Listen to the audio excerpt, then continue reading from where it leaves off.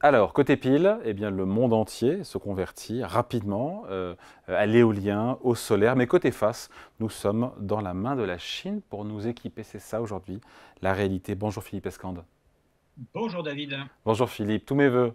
Bonne année. Bonne année à vous, bonne année à Ecorama aussi. C'est gentil, merci beaucoup.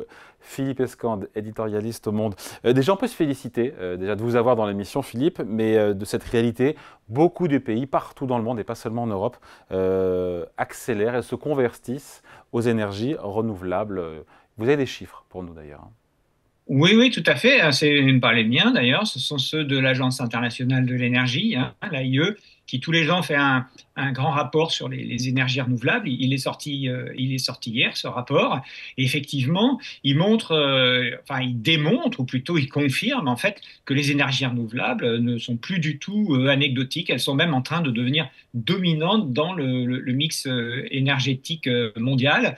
L'AIE prévoit même que en 2025 que l'électricité produite par les énergies renouvelables sera supérieure à l'électricité produite par le charbon. Et cette année, hein, par exemple, enfin cette année, plutôt en 2023, l'an dernier, eh bien, on a ajouté 510 gigawatts de capacité d'énergie renouvelable, et ça, c'est 50% de plus que l'année précédente. Et c'est à peu près en ligne, pas tout à fait, mais à peu près en ligne avec l'objectif que se fixe qui a été fixé à la dernière réunion de la COP 28 à Dubaï, vous vous souvenez, en novembre dernier, qui est de tripler en fait les capacités des énergies renouvelables d'ici 2030. Alors concrètement, qu'est-ce que ça veut dire? Ça veut dire qu'il y a des pays comme l'Allemagne ou comme l'Espagne ou le Portugal, par exemple, maintenant produisent la moitié de leur électricité avec des énergies renouvelables, même si on sait toutes les difficultés que peut comporter un réseau en énergie renouvelable, notamment du côté de l'intermittence et du fait que bah, quand il fait froid et sans vent, ça devient plus compliqué. Mais c'est une réalité qui est maintenant absolument majeure et les grands réseaux électriques mondiaux maintenant doivent compter et les grands pays doivent compter avec les énergies renouvelables de façon massive. Hmm. Il y a cette accélération des États, encore une fois, mais est-ce qu'on est sur la bonne trajectoire en matière de capacité dans l'éolien, dans le solaire? C'est surtout d'ailleurs les trois quarts viennent du solaire, hein, sur les 50% de Voilà, hausse alors, de oui. capacité en plus de renouvelables. Est-ce qu'on est sur la bonne trajectoire pour respecter l'accord de Paris et avoir le mix adéquat, notamment en énergie renouvelable, hein? Alors, effectivement, donc ce qui avait été les cinq piliers qui ont été décidés à la dernière COP de Dubaï, c'était de multiplier par trois. Enfin, le premier, c'était de multiplier par trois les capacités d'énergie renouvelable.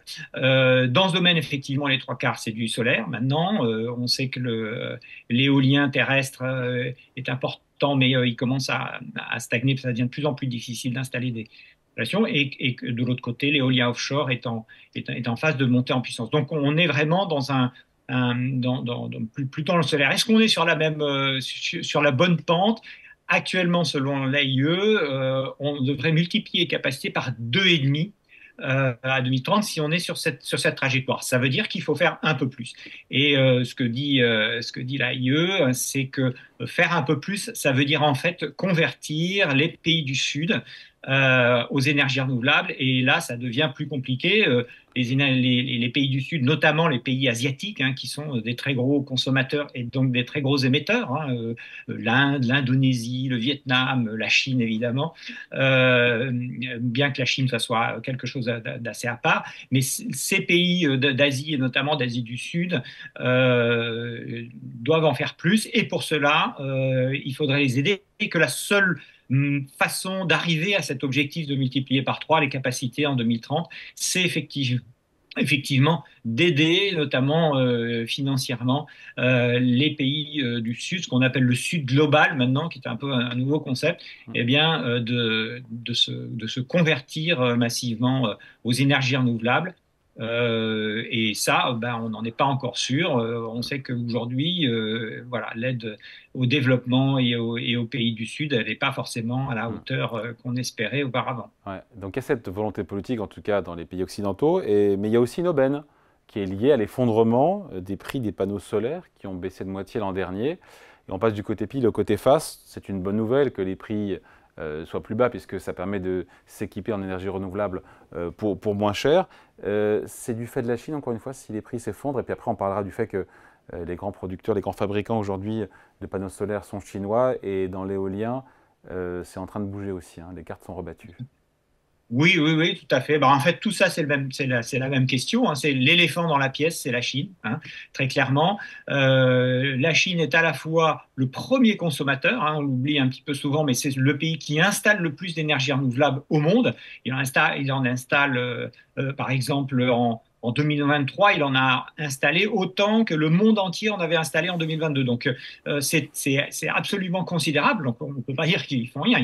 Ils sont extrêmement actifs dans ce domaine. Et pour cela, effectivement, ils s'appuient sur le développement d'une industrie qui est largement chez eux. Ils ont près de 80% de la filière solaire. Il se trouve que, comme elle est extrêmement aidée, extrêmement soutenue, eh ben, en fait, elle tourne en surcapacité. Et ces surcapacités-là, hein, l'AIE prévoit qu'en 2024, la capacité mondiale de fabrication, donc dont 80% est en Chine, elle sera autour de 1100 gigawatts, ce sera plus que la demande.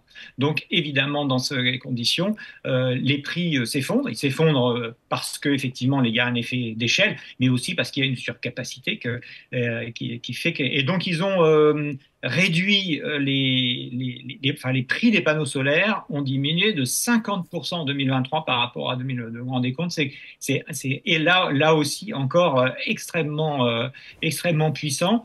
Et donc, évidemment, ça profite au monde entier parce que ça fait des panneaux solaires qui sont de moins en moins chers. Aujourd'hui, pour faire une centrale solaire, ça coûte moins cher que faire une nouvelle centrale au combustible fossile.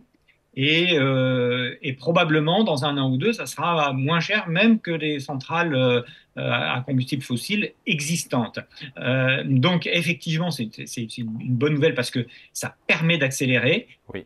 La mode de la pièce, comme vous le disiez, effectivement, c'est que c'est la dépendance. C'est la dépendance. On peut parler de dépendance totale. Alors sur le photovoltaïque et panneaux solaires, ça on l'a compris, mais même dans l'éolien, parce qu'on a quand même des grands fabricants européens, le danois Vestas, et il y en a d'autres aussi. Il y a Siemens, je crois, une filiale de Siemens qui est là-dedans. Même dans l'éolien, on est dépendant de la Chine.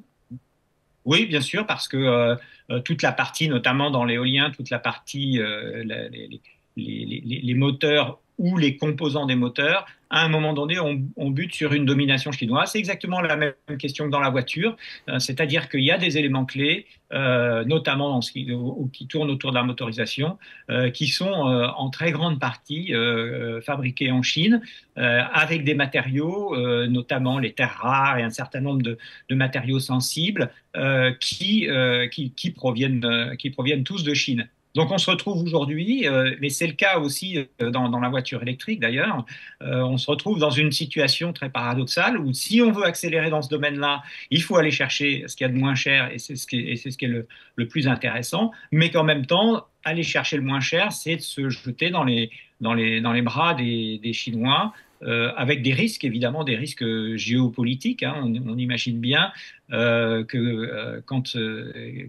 si c'est la Chine qui domine une fabrication, elle peut à un moment donné en user, couper le robinet, etc. Un petit peu, vous voyez, le parallèle pourrait être celui de la Russie avec son gaz, quoi. C'est-à-dire que ça devient à un moment donné une arme géopolitique. Et comme on est dans un univers où les tensions géopolitiques augmentent de façon considérable, ça ne va pas s'améliorer.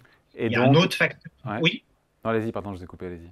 Oui, non, je disais, il y a un autre facteur qui fait que ça ne va pas s'améliorer, c'est que la Chine est en train de divertir une énorme part de ses investissements, des investissements des banques. Hein, ce sont les banques d'État qui maîtrisent les flux financiers en Chine. Une très grosse partie de cet investissement est en train à quitter l'immobilier, on le voit bien, c'est la crise immobilière dans laquelle est la Chine, et se déploie de façon extrêmement massive dans le manufacturing, dans l'industrie. Et donc il faut s'attendre dans les années à venir à un très grand développement des capacités industrielles de la Chine. Et dans le même temps, tous les pays étrangers, évidemment les grands pays industriels comme l'Allemagne et le Japon, mais aussi les États-Unis, mais aussi la France, l'Europe entière, etc., tous ces pays sont en train de vouloir reconstituer une base industrielle forte, également pour des raisons de souveraineté. Donc il y a un choc qui va être très important entre une capacité industrielle chinoise qui va être beaucoup plus forte qu'avant, et elle va se déployer notamment dans l'énergie, dans les automobiles, dans les voitures électriques et dans la microélectronique. Et il va y avoir un choc très important entre, effectivement, et un dilemme en quelque sorte, entre ces capacités industrielles chinoises qui se vont déferler avec des prix très, très compétitifs, et puis des velléités occidentales qui vont dans l'autre sens, et au milieu l'impératif climatique qui va être compliqué à régler. C'est un conundrum, comme dirait Alan Greenspan en son temps, dont il faudra trouver la solution. Merci beaucoup. Explication signée Philippe Escande, éditorialiste au Monde. Merci Philippe. Merci David.